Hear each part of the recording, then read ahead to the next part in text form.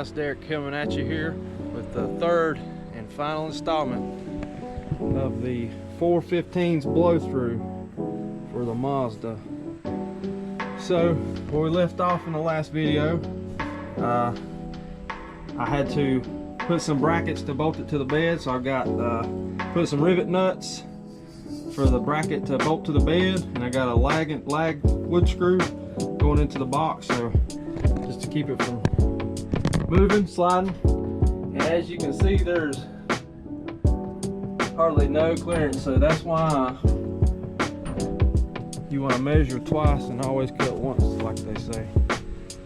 But also in the last video, I didn't have this back panel on yet, so now got this back panel on, and I'm going to show you here in a second the difference between how this box is mounted. Obviously you learn from your mistakes, so I screwed this back panel.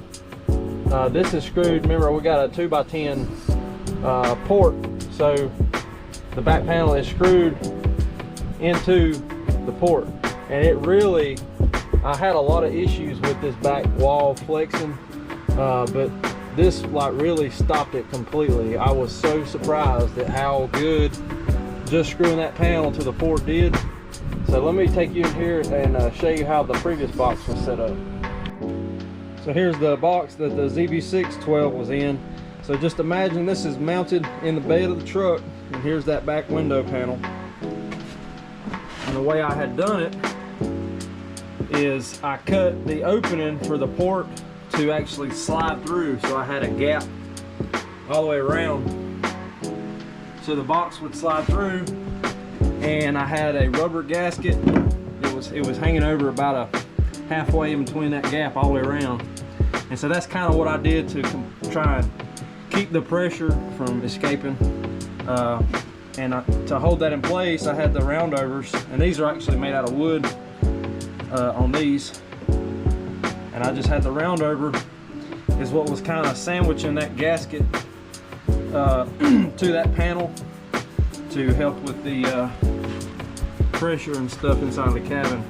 But yeah, that other design, it helped a lot as far as the flexing of that panel.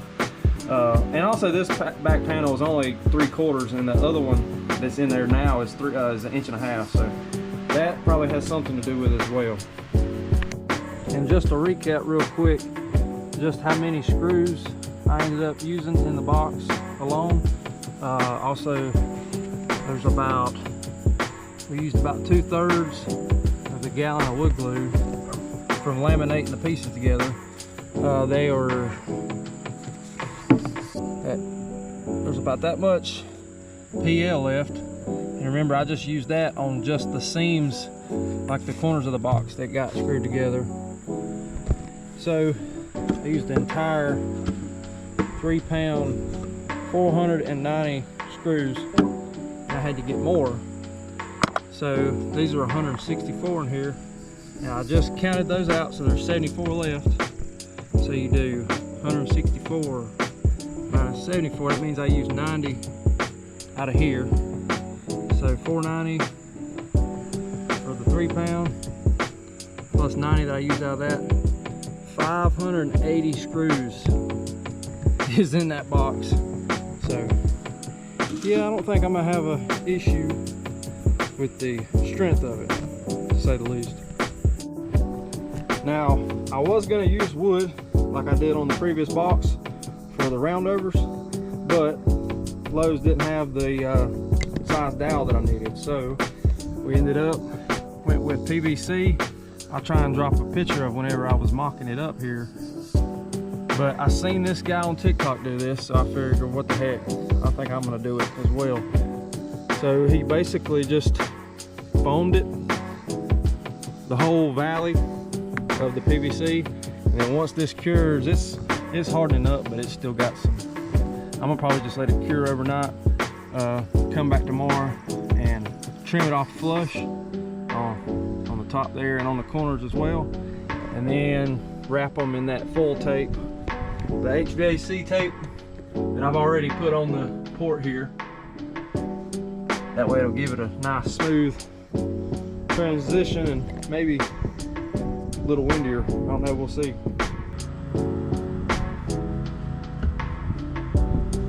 But yeah, all I gotta really do is just finish buttoning up a few things, waiting on that foam to dry before I can cut it. But other than that, we're about done. So we get this panel bolted up here, this little beauty panel cover, a few other odds and ends things I need to do, and I'm gonna quit yapping because I know y'all are here to see what this thing will do. So let's jump to that right now.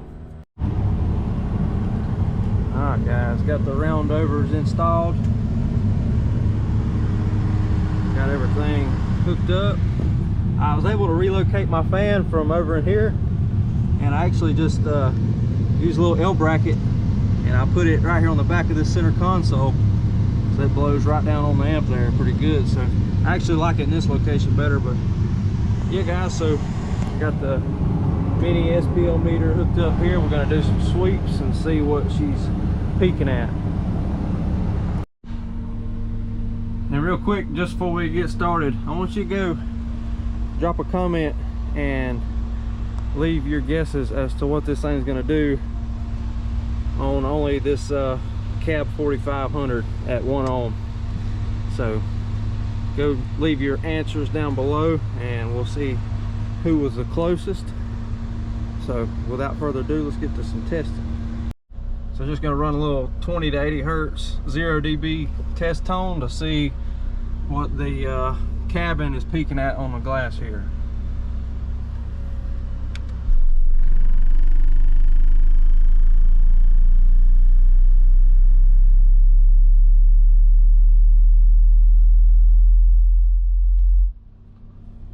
So it looks like 30 hertz is what she's asking for. So I'm gonna do all this testing with the passenger seat up, just so it's not interfering with the port any. And obviously can't really tilt my seat because I'm sitting in it. But yeah, so let's see here, 30 hertz, and this is with the driver window down and passenger window up. All right, let's do a 30 hertz. Yeah, we got either -5 or 0 dB. We'll just do 0. So 30 hertz.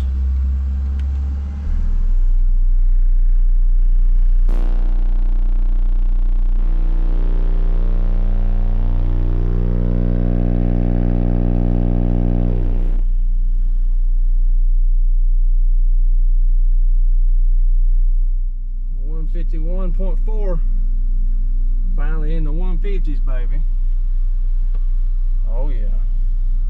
And I had to back out of it just a little bit because I got into clipping there, because it's getting a lot of impedance rise still, because this, even though that's the 4500 watt amp, it's still, honest to God, I'm probably only clamping 2000 to 2500, so these subs are still not getting nowhere near what they can handle.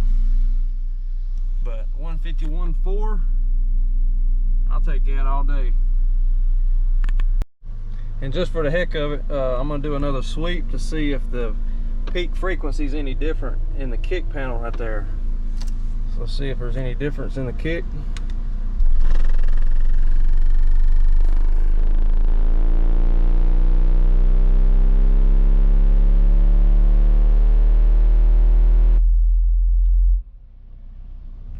$137.8.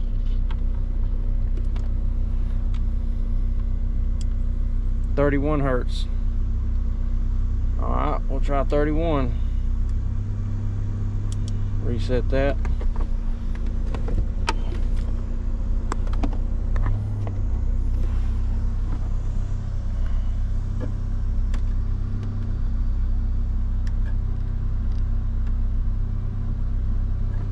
.31 hertz.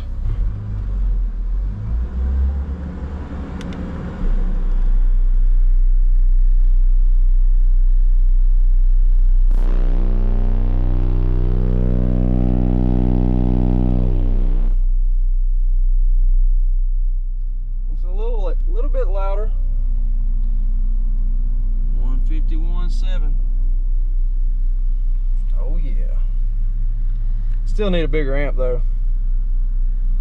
But that'll probably be after sundown. We do the amp upgrade again and another battery. So let's see if this thing will float something. Let me tell you something. That's just what they show you in it. That's what we see. That ain't no gifts.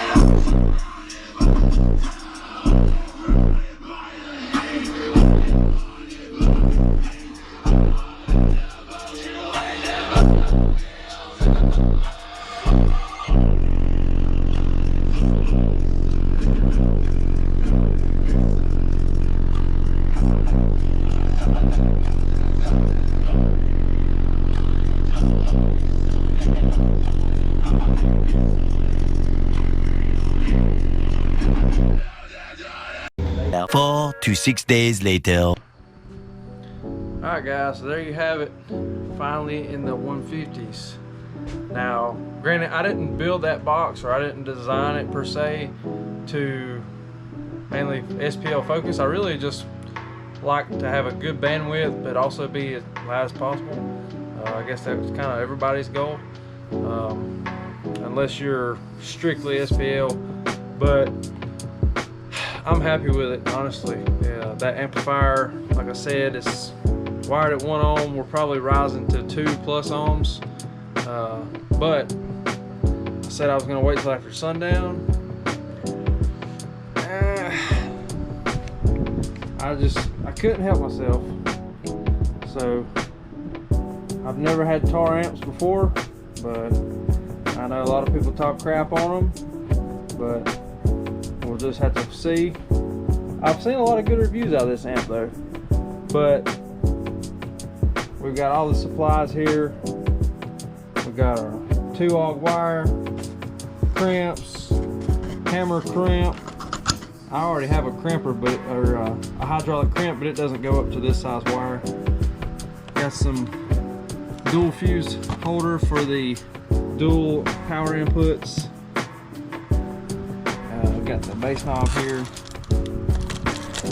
And if you're ordering a Tar Amps amplifier, make sure you get the bass knob separately, because it does not come with one. So